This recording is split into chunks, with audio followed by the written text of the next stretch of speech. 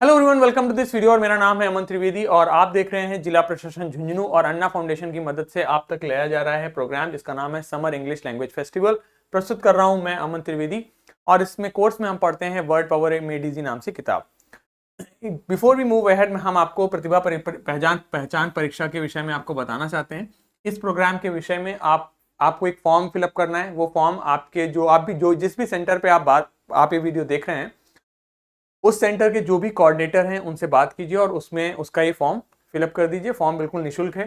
इसमें आपको अगर आप फर्स्ट प्राइज जीतते हैं तो 11,000 रुपए, सेकंड प्राइज जीतने पे 5100 रुपए, थर्ड प्राइज जीतने पे 2100, 1100 और 501 इस प्रकार आपको पुरस्कार मिलेगा। वर्ड पावर मेडीजी जो किताब हम इसमें पढ़ रहे हैं उसी से क्वेश्चन होंगे। अन्ना फाउंडेशन की प्लेलिस्ट है कि यूट्यूब चैनल पर प्लेलिस्ट अवेलेबल है। ऑब्जेक्टिव टाइप का पेपर रहेगा, 7 दिन में रिजल्ट आ जाएगा। 29 जून को सैटरडे को पेपर होगा और शाम को 3 से 4 बजे तक SS Modi public school Jhunjhunu Rajasthan में पेपर होगा। 2 कैटेगरीज में एग्जाम होगा, कक्षा 8 से 10 एक बार और 11 से 12 एक जगह। तो आप लोग इसमें जरूर से पार्टिसिपेट कर लीजिए। It will be a very useful for you. आप लोगों के लिए बहुत अच्छा मौका है एक प्राइज जीतने का। और क्योंकि आप जितने भी बच्चे देख रहे हैं आप लोगों के लिए ही है और टेस्ट पेपर मैं ही सेट करूंगा, तो मैंने जितना पढ़ाया है मैं ही उतनी ही चीजें आपके पेपर में रहेंगी। ठीक है, चलो शुरू करते हैं। हमने जहां से छोड़ा था उसके आगे की बात करते हैं।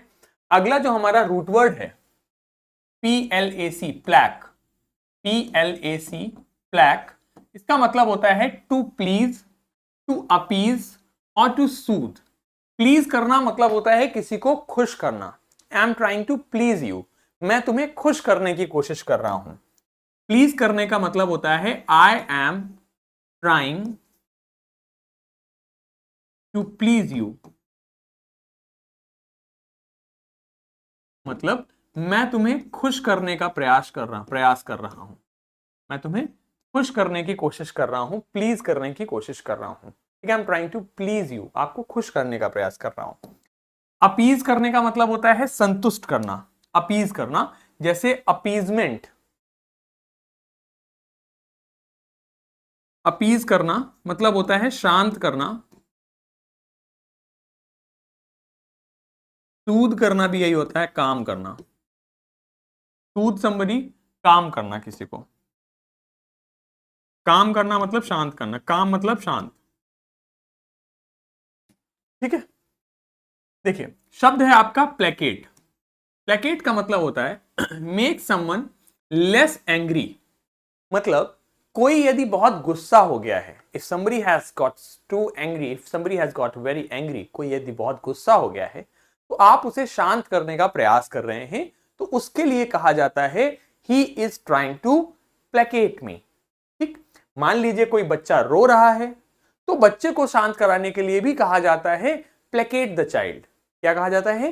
Placket the child. बोलिए बोलिए मेरे साथ, क्या बोलेंगे इसको? प्लेकेट। क्या बोलेंगे? प्लेकेट। क्या बोलेंगे? प्लेकेट। ठीक, क्या बोलेंगे?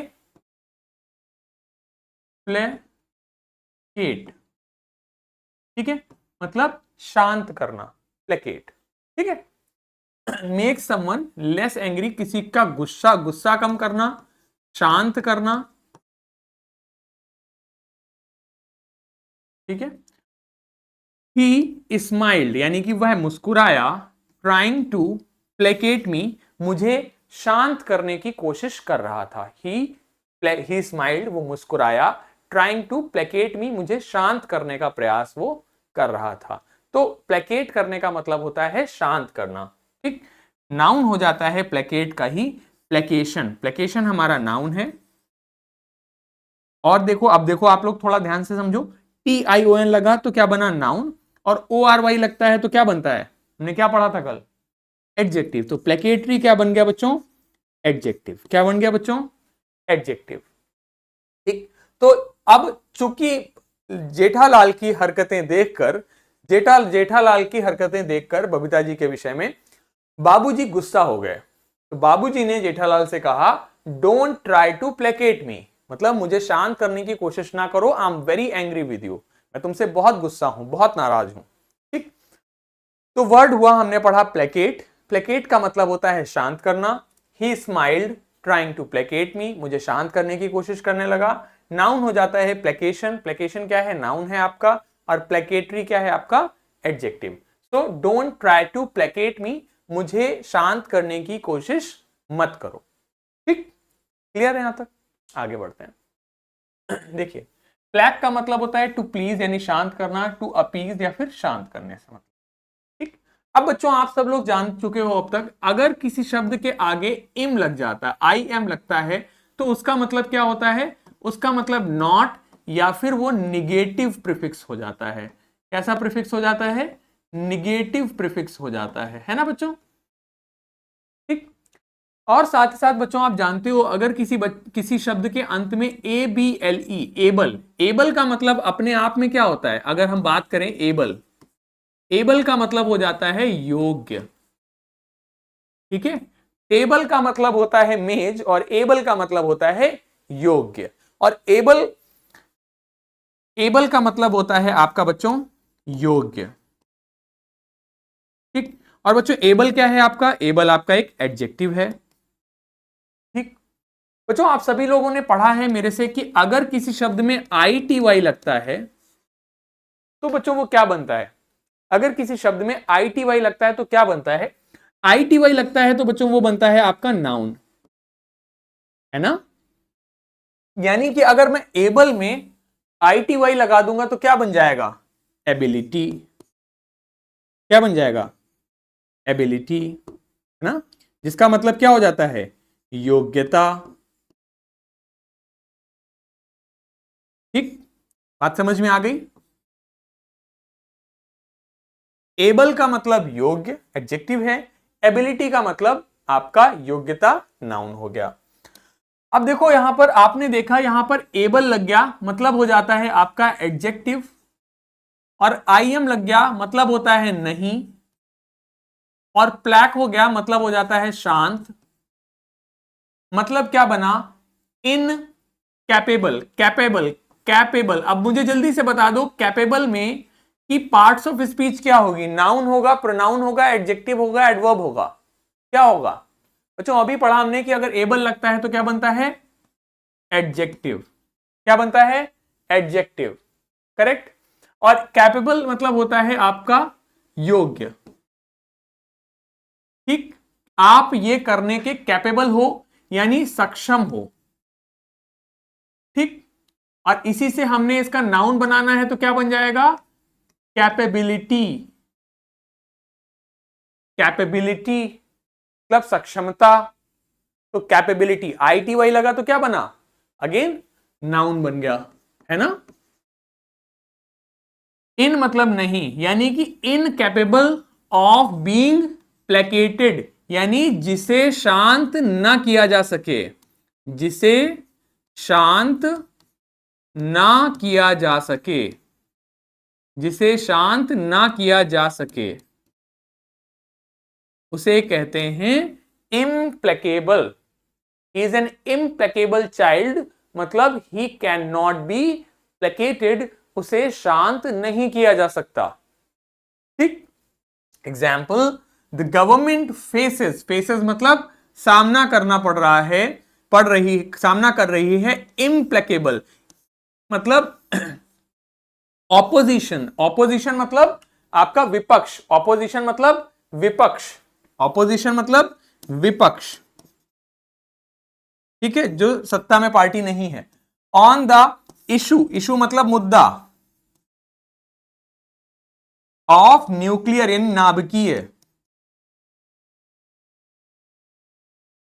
वेस्ट यानी कचरा। तो सरकार विपक्ष के, सरकार न्यूक्लियर नाभिकीय कचरे के मुद्दे पर विपक्ष मतलब इम्प्लेकेबल विपक्ष का सामना कर रही है, मतलब ऐसे विपक्ष का सामना कर रही है जिसे शांत नहीं किया जा सकता, मतलब सरकार विपक्ष को शांत नहीं करवा पा रही है। तो इम्प्लेकेबल का मतलब हो गया जिसे शांत नहीं किया जा सकता। ठीक, और इम्प्लेकेबल का अगर हमें एडजेक्टिव बनाना है बच्चों तो क्या बन जाएगा? एडजेक्टिव बन जाएगा इम्प्लेकेबिलिटी। एडजेक्टिव हमारा बन जाएगा इम्प्लेकेबिलिटी। एडजेक्टिव बच्चों हमारा क्या बन जाएगा? इम्प्लेकेबिलिटी। ठीक है, एडजेक्टिव क्या हो जाएगा? इम्प्लेकेबिलिटी। ठीक, आई टी वाई लग गया तो बन गया। तो बाबूजी यू हैव बिकम इम्प्लेकेबल, यानी कि बाबूजी आप तो शांत ही नहीं हो रहे, आपको शांत नहीं किया जा पा रहा है। समझ में आ गई बात? हमने अभी दो वर्ड पढ़े बच्चों। हमने पढ़ा आपका एबल। एबल का मतलब होता है योग्य, नाउन बनाना होता है तो होता है एबिलिटी। यदि किसी शब्द के अंत में एबल लगेगा तो वो बनेगा एडजेक्टिव। कैपेबल मतलब क्षमता, सक्षम, कैपेबिलिटी मतलब उसी नाउन बन जाता है। उसी प्रकार हमने वर्ड पढ़ा प्लेकेट। प्लेकेट मतलब प्लैक रूट वर्ड का मतलब होता है शांत, तो प्लेकेट का मतलब हो गया शांत। ठीक है, प्लेकेबल हो गया मतलब जिसे शांत किया जा सकता है। उसी से वर्ड बना इम्प्लेकेबल, मतलब जिसे शांत नहीं किया जा सकता। ठीक है, आगे बढ़ते हैं। देखो, प्लैक से ही वर्ड बन गया हमारा प्लैसिड, शब्द बना हमारा प्लैसिड। क्या बना? प्लैसिड हमारा क्या है बच्चों? एडजेक्टिव। तो प्लैसिड का मतलब होता है फ्री फ्रॉम इमोशनल और मेंटल एजिटेशन। एजिटेशन का मतलब होता है आपका विरोध, एजिटेशन चल रहा है यानी कि विरोध प्रदर्शन।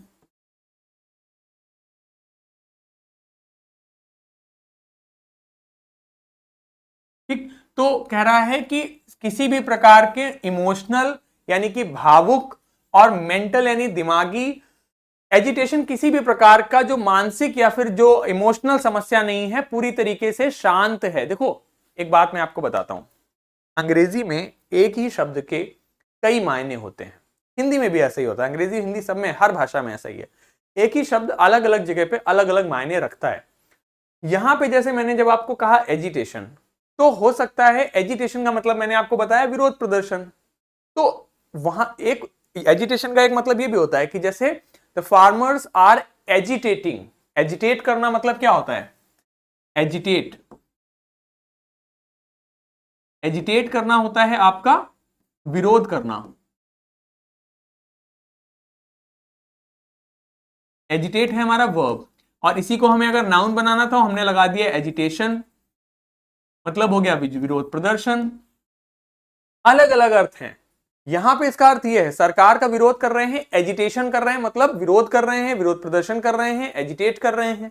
ठीक, लेकिन मेंटल एजिटेशन का मतलब मेंटल विरोध प्रदर्शन नहीं है, लेकिन कहने का मतलब यह है कि दिमाग में आपके विद्रोह चल रहा है, दिमाग में घोड़े दौड़ रहे, बहुत परेशान हो।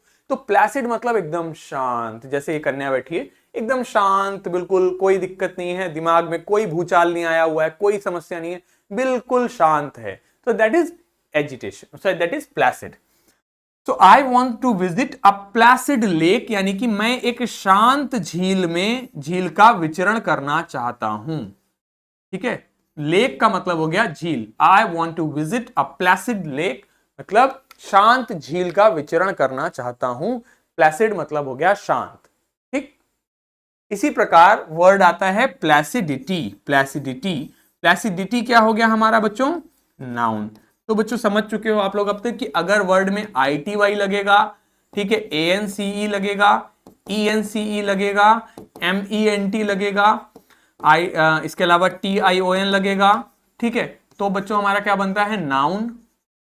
ओ आर वाई लगेगा, ठीक, ओ यू एस लगेगा, एबल लगेगा, तो बनता है हमारा एडजेक्टिव। ठीक, क्लियर है यहां तक? ठीक, चलो आगे बढ़ते हैं। अब देखो आगे, अब आगे वर्ड क्या आया? प्लैक मतलब शांत। कॉम का मतलब हमने पढ़ा था आपका टुगेदर। कॉम का मतलब विद या फिर टुगेदर, के साथ, है ना। वर्ड आया कॉम प्लेसेंट, क्या पढ़ेंगे? कम प्लेसेंट, कम प्लेसेंट क्या पढ़ेंगे? कॉम्प्लेसेंट। क्या पढ़ेंगे? कॉम्प्लेसेंट। क्या पढ़ेंगे? कॉम्प्लेसेंट। बोलिए मेरे साथ, कॉम्प्लेसेंट। ठीक है, कॉम्प्लेसेंट, कॉम्प्लेसेंट। ठीक, कॉम्प्लेसेंट का मतलब क्या हो जाता है? He is pretty complacent about it. तो मतलब हो गया आपका कॉम्प्लेसेंट है मतलब बहुत संतुष्ट है। ठीक है, बहुत ही ज्यादा संतुष्ट होना। ठीक, हैविंग और showing a lack of interest और कंसर्न, और मतलब हो जाता है इसका संतुष्ट होना। ठीक है, showing satisfaction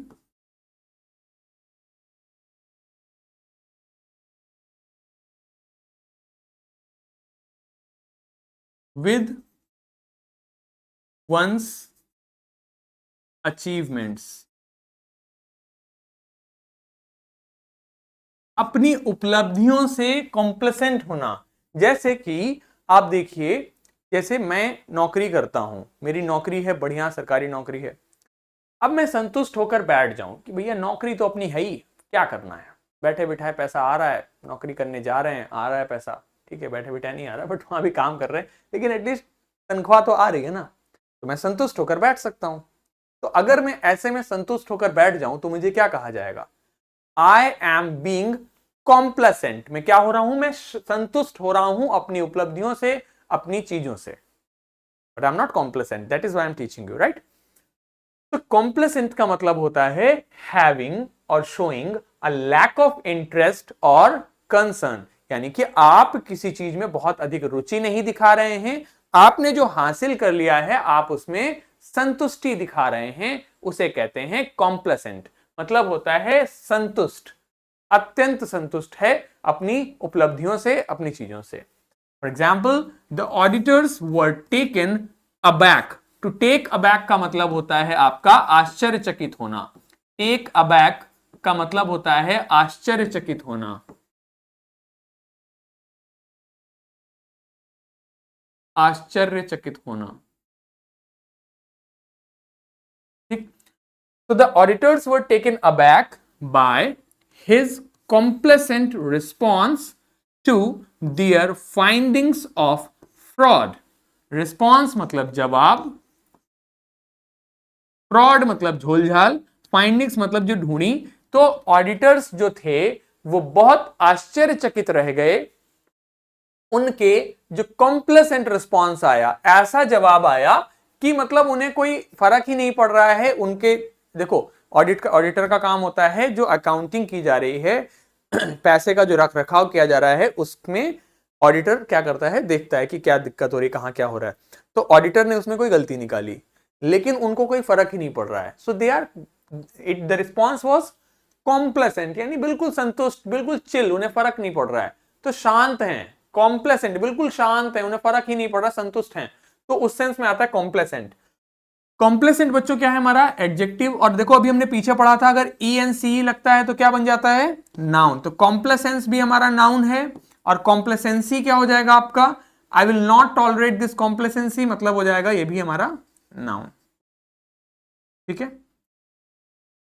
for example, don't try to be complacent in your career. अपने करियर में, अपने जो आप, ऑलराइट, सो कॉम्प्लेसेंट का मतलब हो जाता है संतुष्ट होना।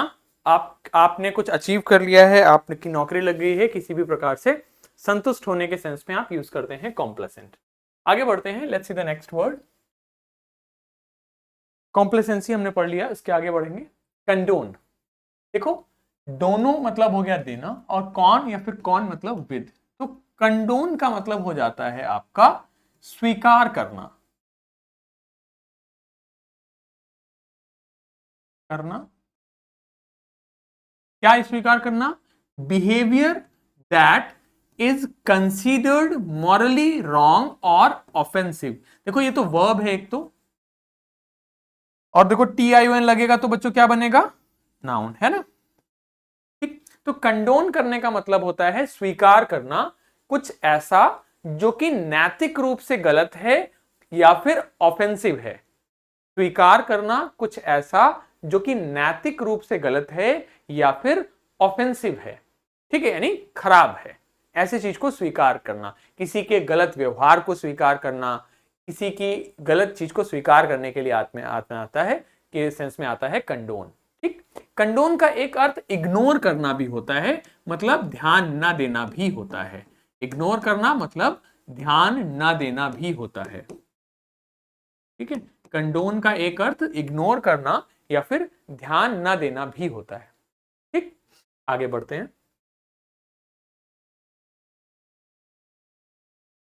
ठीक है। सो कंडोन मतलब हो गया इग्नोर करना। He is too quick to condone his friend's faults. He is too यानी बहुत अधिक, क्विक यानी जल्दी करता है क्या? Condone to his friend's faults, अपने दोस्तों की गलतियों को बहुत जल्दी इग्नोर करता है, बहुत जल्दी ध्यान नहीं देता उन पे, ठीक। So, Jethalal, I can't condone your behavior, or I will not condone the infidelity. I will not condone the infidelity. बच्चों, इनफिडल मतलब पढ़ा था हमने, फिडेलिटी पढ़ा था। फिडेलिटी मतलब वफादार होना, और इनफिडल होना मतलब अपने पार्टनर को धोखा देना। तो आई will not condone the infidelity मतलब मैं तुम्हारे जो इनफिडेलिटी है, जो तुम बबीता जी के बारे में सोच रहे हो, जो दया बहन को धोखा देने के बारे में सोच रहे हो, इसे मैं स्वीकार नहीं करूंगा, इसे मैं इग्नोर नहीं करूंगा। So I will not condone. Condone मतलब हो गया किसी के गलत व्यवहार को स्वीकार करना। ठीक, इसी प्रकार दोनों का अर्थ होता है देना। तो इससे हमने पढ़ा है आपका, अगर किसी शब्द में ओ आर लगता है तो बच्चों क्या बनता है, वो बनता है कॉमन नाउन, है ना। तो वर्ड बना हमारा डोनर। क्या बना हमारा वर्ड? डोनर। डोनर क्या है बच्चों? नाउन, मतलब जो दान देता है, दानी। डोनर मतलब हो जाता है दानी, जो दान दे रहा है उसे कहते हैं donor. Person who makes gift, यानी कि जो दान देता है उसे कहते हैं डोनर। ठीक, इसी का वर्ब हो जाता है डोनेट, और नाउन हो जाता है डोनेशन। तो डोनेट करना मतलब होता है दान करना,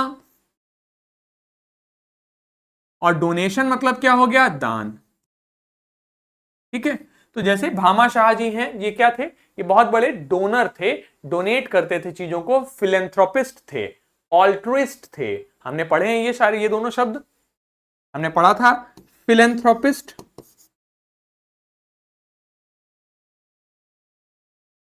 हमने पढ़ा था ऑल्ट्रिस्ट। ऑल्ट्रिस्ट मतलब दूसरों का भला चाहने वाला, भला करने वाला। फिल मतलब लवर, एंथ्रोप मतलब मैनकाइंड, मतलब ऐसा व्यक्ति जो मनुष्य जाति से प्रेम करता है। सो फिलेंथ्रोपिस्ट कौन हो गया? जो मनुष्य जाति से प्रेम करता है, दान दक्षिणा करता है, दान करता है मनुष्यों के कल्याण के लिए, तो उसे कहते हैं। तो भामा शाह जी जैसे उनके विषय में बात करते हैं। तो डोनर हो गया person who makes a gift, जो दान देता है उसे कहते हैं डोनर। डोनेट करना मतलब दान देना, और डोनेशन मतलब हो जाता है act of giving in common with others for a common purpose, specially to a charity. ठीक है, तो डोनेशन हो गया दान। क्लियर यहां तक बात?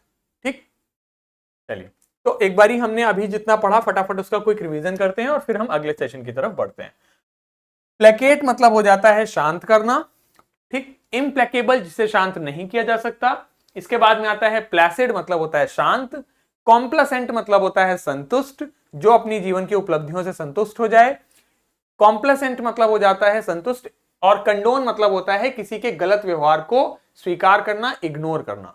ठीक, डोनर मतलब दानी, डोनेट करना दान करना, डोनेशन दान।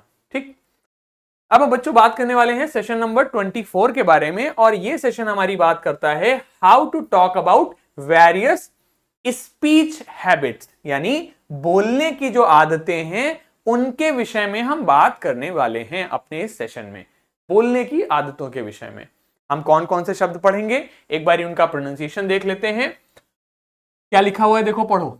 TACITURN। अब हमारे लिए पता नहीं सी को सा पढ़ना है, का पढ़ना है, क्या पढ़ना है। देखो क्या लिखा है, टैस ई टर्न। क्या हो गया? टैसिटर्न। क्या हो गया बच्चों? टैसिटर्न। क्या हो गया ये हमारा? टैसिटर्न, टैसिटर्न। ठीक, अगला देखो क्या लिखा है, लैकॉनिक। क्या वर्ड बना? लैकॉनिक। क्या बना? लैकॉनिक। ठीक, तो शब्द आया हमारा टैसिटर्न, दूसरा आया laconic. Taciturn, laconic, taciturn, laconic. ठीक, आगे देखिए, इन आर्टिकुलेट। क्या बना वर्ड हमारा? Inarticulate. क्या बनाया? Inarticulate, inarticulate, inarticulate. फिर से पढ़िए इसको, inarticulate, inarticulate, inarticulate, inarticulate, inarticulate, articulate, इसमें ई लगा दिया तो बन गया inarticulate.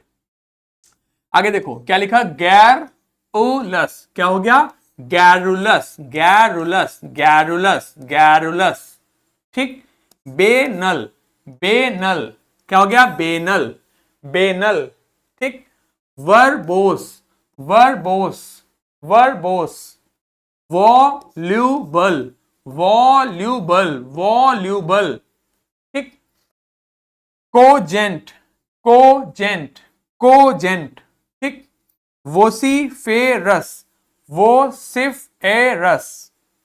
लोकाशियस, loquacious, loquacious. Taciturn, laconic, inarticulate, garrulous, banal, verbose, voluble, cogent, vociferous, loquacious. ठीक, क्लियर यहां तक? आते हैं शब्दों पर। पहला शब्द हमने पढ़ा यहां पर, रूट वर्ड हमारा है टैसियो। क्या वो रूट वर्ड है हमारा? टैसियो। टैसियो का मतलब होता है टू बी साइलेंट, यानी चुप रहना, कम बोलना। टैसियो मतलब टू बी साइलेंट, शांत होना।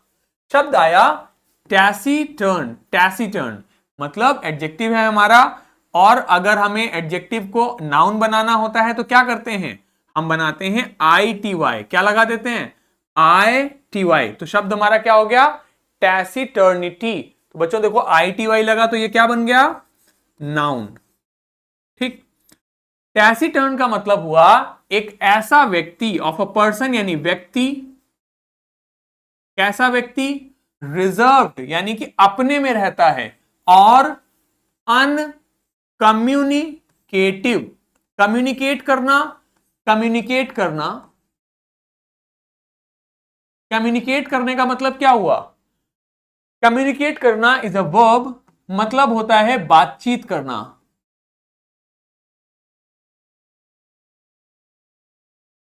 ठीक है। और IVE लगता है किसी में तो बनता है एडजेक्टिव, तो वर्ड बन गया हमारा कम्युनिकेटिव।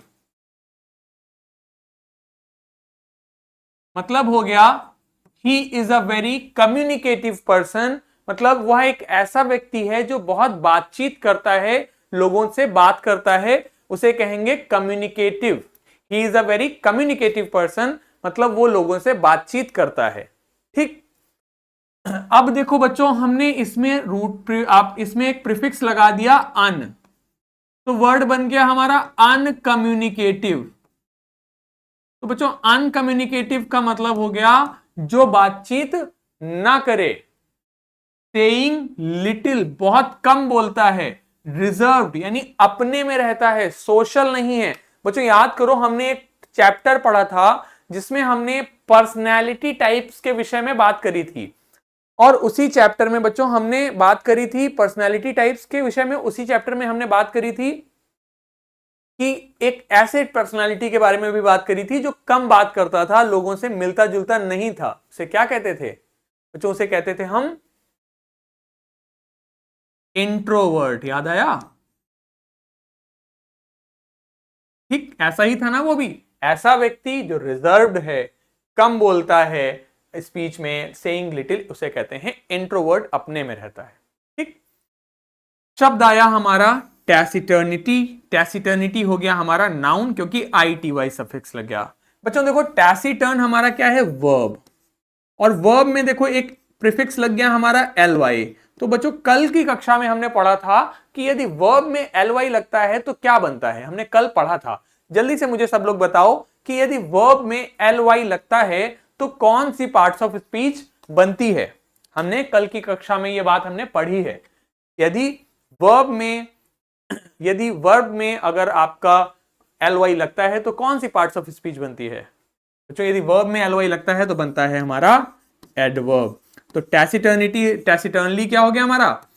एडवर्ब। ठीक है। वर्ब नहीं, टैसिटर्न हमारा क्या था? एडजेक्टिव। तो चाहे वर्ब या फिर हमारा एडजेक्टिव में LY। ठीक, एडजेक्टिव में LY लगता है तो एडवर्ब बनता है। ठीक। तो इन तारक मेहता का उल्टा चश्मा, जेठालाल इज नेवर टैसिटर्न। जेठालाल कभी भी कम बोलने वाला व्यक्ति नहीं होता, हमेशा बोलता रहता है, लोगों से मिलता जुलता है। तो टैसिटर्न हो गया जो कम बात करे, लोगों से कम मिले जुले। इसी प्रकार हो जाता है हमारा अगला शब्द लैकोनिक। लैकोनिक, लैकोनिक, लैकोनिक भी है बच्चों हमारा एडजेक्टिव। अब देखो एडजेक्टिव में फिर से देखो एडवाई लग गया तो क्या बन गया? लैकोनिकली, ये भी हमारा क्या हो गया होगा, एडवर्ब, है ना। और इसी प्रकार अगर हम किसी शब्द में आईएसएम लगाते हैं तो बनता है हमारा नाउन। तो देखो बन गया लैकोनिज्म, ये हमारा क्या हो गया, नाउन, है ना। लैकोनिक एडजेक्टिव, आईएसएम लगा नाउन बन गया, एलवाई लगा एडवर्ब बन गया। तो लैकोनिज्म कम बात करना, लैकोनिकली कम बात करते हुए, ठीक। लैकोनिक हो गया using only a few words to say something, कुछ भी कहने के लिए कम शब्दों का प्रयोग करना, कुछ भी कहने के लिए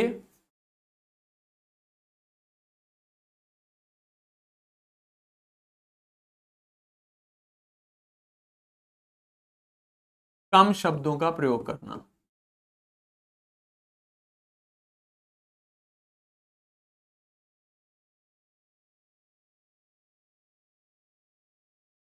ठीक है, उसे कहेंगे laconic. His laconic comments was too bad, मतलब उसका जो लैकोनिक कमेंट था, जो कम शब्दों में कमेंट था, वो काफी खराब था। अब देखो बबीता जी जेठालाल से क्या कह रही हैं कि try to be more laconic and terse Jethalal ji. Jethalal ji थोड़ा लैकोनिक होने की कोशिश करिए, आप हर समय बोलते रहते हो, अपनी बात को थोड़ा कम शब्दों में कहा करो, लैकोनिक होने की कोशिश करो, है ना।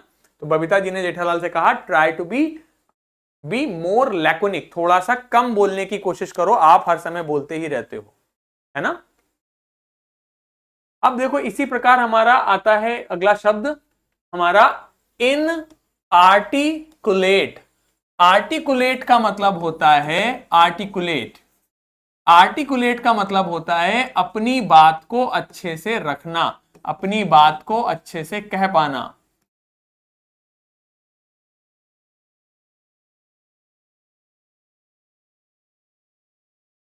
ठीक। और अगर हम इसी को नाउन बनाते हैं तो क्या बन जाएगा, आर्टिकुलेशन।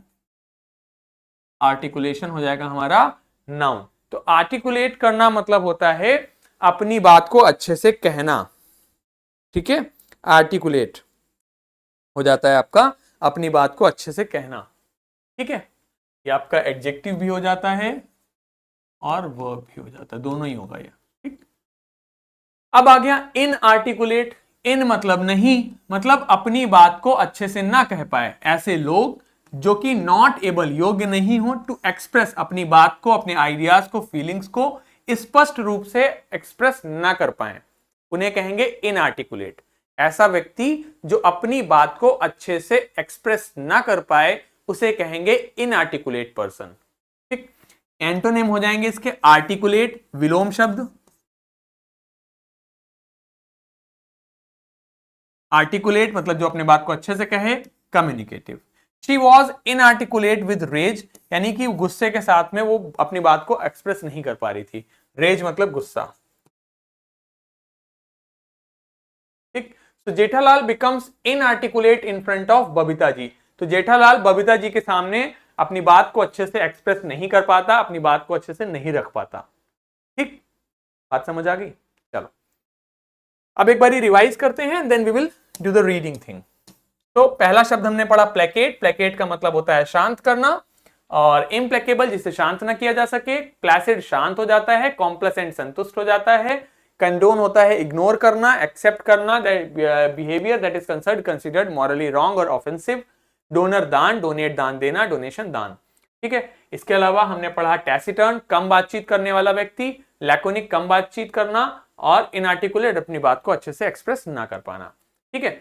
चलिए अब हम लोग रीडिंग की तरफ बढ़ते हैं, फटाफट हम रीडिंग करेंगे and then we will wind up the session. तो अब देखो आगे क्या हुआ। Back home he rang up doctor Chanda and asked him to come over. घर वापस आए, उन्होंने चंदा जी को फोन किया और उनको घर बुलाया। Then after a shower he got into bed with an ice bag clamped on his head। फिर वो एक शावर लिया, उसके बाद उन्होंने बेड पे लेट गए और सर पे एक आइस बैग बांध लिया, यानी कि बर्फ का बैग बांध लिया। जस्ट देन ही द सर्वेंट ब्रॉट, इसको क्या पढ़ते हैं, brought him a letter which Someone had left in the letter box. तुरंत एक सर्वेंट आया तो जो एक पत्र लेकर आया जो कि कोई छोड़ गया था पत्र बॉक्स में. अ ग्रीन कलर का एनवलप था उसमें, with his name in red ink on it, और उसमें लाल स्याही से उसका नाम लिखा था. Above the name it said, और नाम के ऊपर कह रहा था अर्जेंट एंड कॉन्फिडेंशियल. मतलब कॉन्फिडेंशियल, कॉन मतलब टुगेदर, फिड मतलब विश्वास, यानी कि कॉन्फिडेंशियल है जिसको सिर्फ विश्वास पात्र व्यक्ति को ही मिलना चाहिए. कॉन्फिडेंशियल मैटर मतलब होता है सीक्रेट, जो चीज सबको ना बताई जा सके. In spite of his condition, उसकी स्थिति के बावजूद, Bipin Babu had a feeling that he ought, इसको पढ़ेंगे ought, to go through the letter.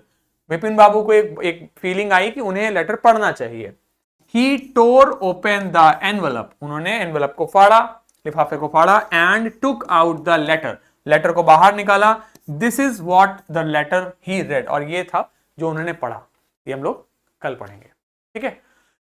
तो इस वीडियो के लिए इतना ही. आशा करते हैं जितना हमने पढ़ा है आप सभी को समझ में आया होगा. अपने अपने सेंटर पे आपके जो भी कोऑर्डिनेटर्स हैं उनसे प्रतिभा पहचान परीक्षा के विषय में जरूर पूछिए और फॉर्म को जरूर भरिए और टेस्ट पेपर में जरूर से पार्टिसिपेट करिए. आपका भी नंबर आ सकता है और आप भी इनाम जीत सकते हैं, ठीक है. हम चाहते हैं कि आप सब लोग पार्टिसिपेट करें, जिससे कि हमें भी पता लगे कि हम आपकी कितनी मदद करने में सक्षम हुए हैं. अब हम मिलेंगे अगले वीडियो में. तब तक के लिए goodbye, take care and have a very great day. Thank you so much, bye bye.